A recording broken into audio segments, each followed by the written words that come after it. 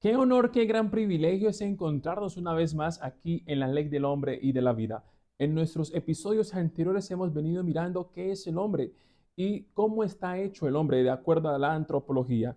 Saben, si hay algo que tenemos que entender es que estamos viviendo una época donde no podemos creer en todo lo que observamos, ¿ves? Y es muy importante eso. Decíamos que hay una ley que nos ayuda a filtrar todo lo que nosotros tenemos u observamos. Por ejemplo, yo quiero mostrarles aquí rápidamente, voy a ver si tomo algo, a ver si, eh, miremos esto. Si de un momento a otro ustedes que están aquí en la transmisión observan, ese es un soporte, un trípode, eh, si ustedes observan que este trípode de un momento a otro inicia a volar, ¿lo creerían? Si él inicia a volar, ¿por qué sería? Si ustedes lo ven que pasan por el aire, tiene que ser que alguien, una fuerza externa, lo empuje para que él pueda pasar por encima o por el aire. Es la ley de la física, nos lo determinan de esa forma, ley de causa y efecto. ¿Ves? Vivimos en una época donde nosotros no podemos creer en todo lo que observamos.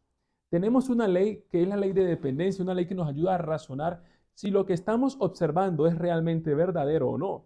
Hoy en día, nosotros no podemos creer en todo lo que vemos ni en todo lo que escuchamos. Tenemos que examinarlo de acuerdo a la ley. Y ahora nos hacemos una pregunta y es, ¿cómo podemos demostrar que el ser humano tiene algo más importante que el propio cerebro, como tal, hablando de lo que es la corteza cerebral, que es mucho más importante que la misma corteza cerebral, y entendiendo que eso que es mucho más importante es lo que en realidad nos domina, nos controla y de ello depende todas nuestras decisiones? ¿Cómo podemos demostrarlo si nosotros nunca hemos visto en un libro de biología, de anatomía, de morfofisiología, una parte que diga que hay un espíritu? ¿Por qué? Porque en nuestro episodio anterior decíamos que el ser humano fue hecho de dos componentes importantes, una parte física o química y una parte espiritual. ¿Ves? Una parte que aun cuando no lo podemos palpar, no lo podemos tocar, como son el amor, la justicia, los pensamientos, los tenemos, pero no los tocamos. Por lo tanto, no podríamos anexarlo dentro de lo que es químico. En ese orden de ideas, hoy vamos a iniciar a mirar cuáles son esas evidencias que tenemos nosotros para demostrar, de acuerdo a la ley, que evidentemente sí tiene que haber un espíritu y que es lo que nos controla. Así que quédate hasta el final, habrá hecho un anuncio muy importante y podrás darte cuenta que aquí no nos concentramos en dar palabrería, sino información verídica.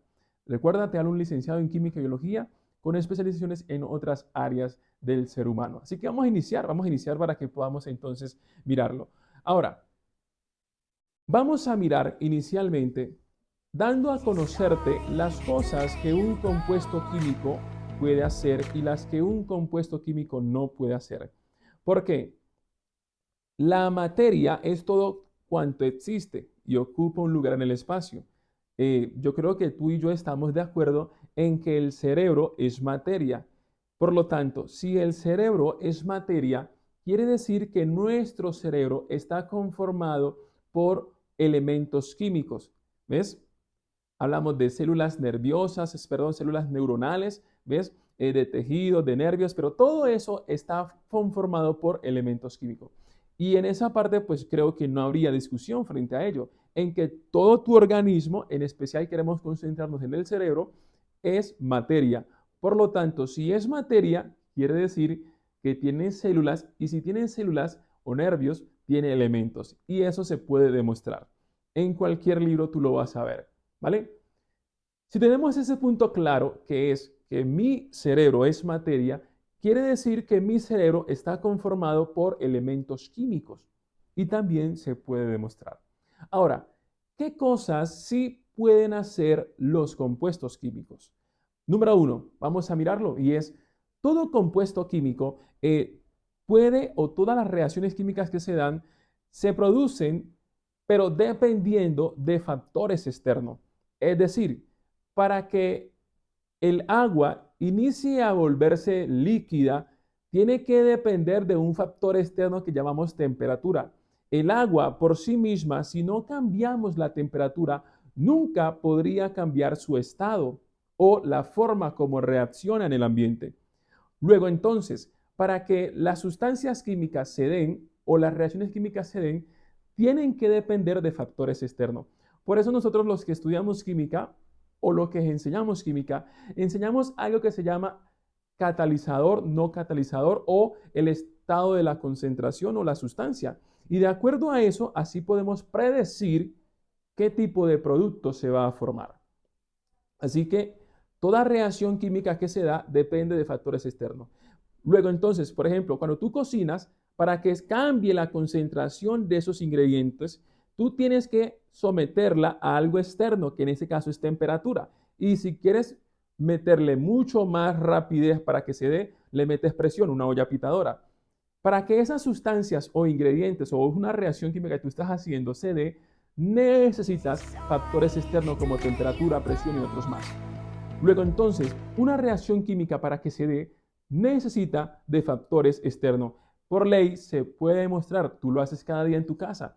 De hecho, si llueve es porque hay algo externo que está cambiando la concentración de esa reacción o de esa sustancia. Así que eso es claro y no hay discusión, ¿vale?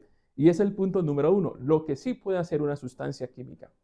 Número 2, toda sustancia química o toda reacción química se producen de acuerdo a la intención con la cual fue diseñada.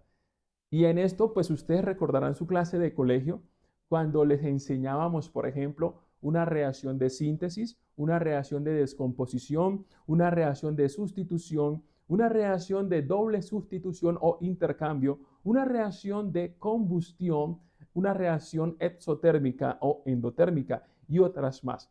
Es decir, las reacciones químicas ya sabemos de acuerdo a los componentes que van a formar. Me explico.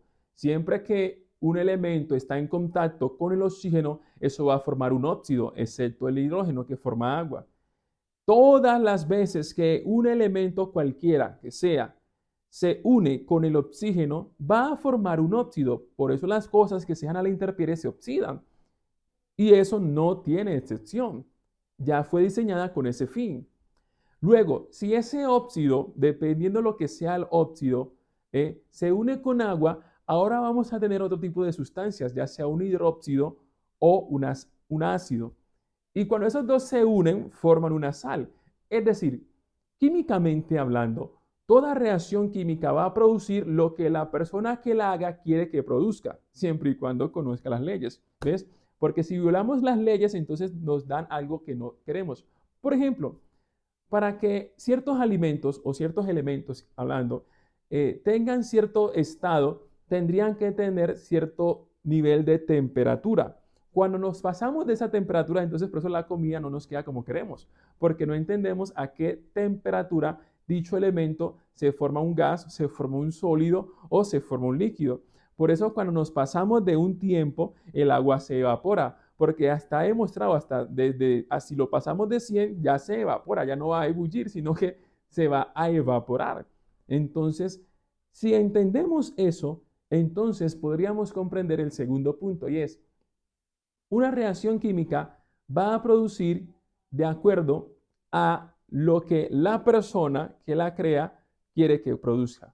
Por eso tú cuando haces una limonada, tú sabes que si le echas limón, azúcar y agua, te va a dar limonada. Tú nunca vas a ver que cuando tú pones limón, agua y azúcar, te va a dar un jugo de mango. Nunca va a dar eso. Porque toda reacción química va a producir lo que la persona que la haga quiere que le produzca. Y ese es el segundo punto que sí pueden hacer las reacciones químicas.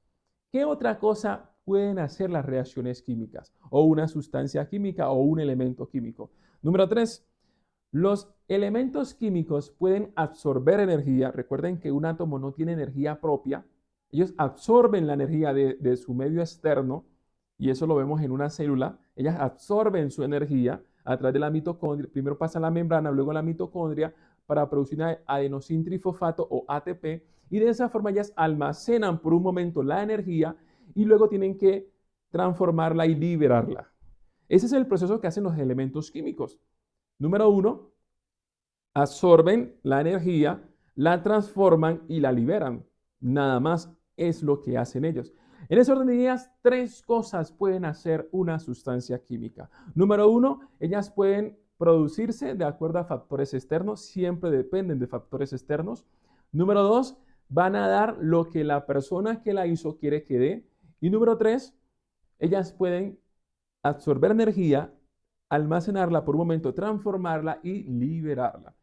Ahora la pregunta es, ¿qué cosas no pueden hacer las sustancias químicas? Estamos tratando de explicarte qué hace o no una sustancia química, porque la sustancia química o los elementos forman la materia. Y si mi cerebro es materia, yo podría entender qué cosas podría o no hacer mi cerebro, porque es materia. Para entenderlo, estamos explicando lo que es y lo que no es, o lo que hace o lo que no puede hacer una sustancia química. Y la pregunta número dos es, ¿qué no puede hacer una sustancia química? Mira, una sustancia química no puede sentir nada. Y eso es muy interesante. Vamos a poner de ejemplo las plantas. Las plantas están hechas a base de sustancias químicas, de elementos químicos más vida. Es decir, las plantas no tienen espíritu, cosa que tienen los animales y las personas. Ahora, si una sustancia química no puede sentir, quiere decir que las plantas que están hechas a base de sustancias químicas no sienten.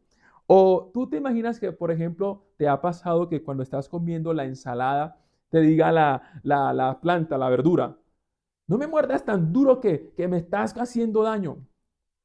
¿Ves? O cuando el sol está muy fuerte, tú cuando has visto que una planta busque la sombra porque ese sol está demasiadamente durísimo.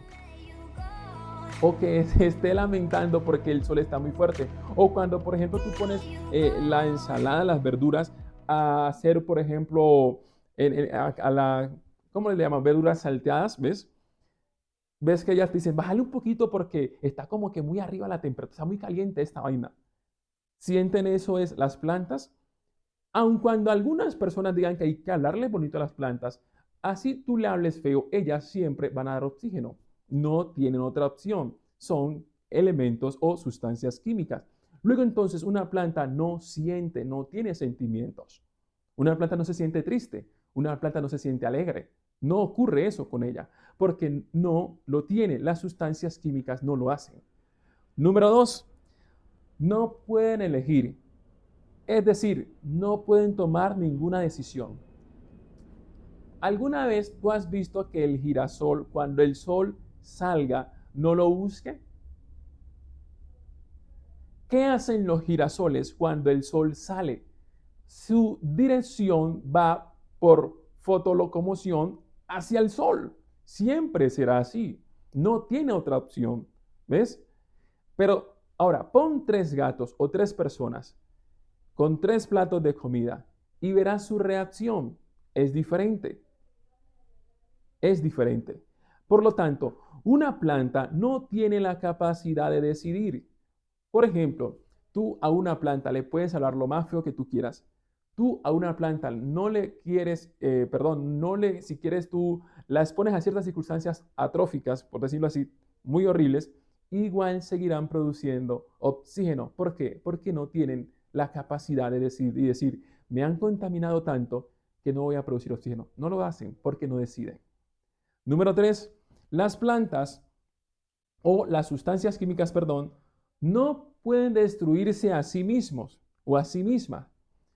Las plantas, por ejemplo, mira una madera, es sustancia química, la madera, ¿ves?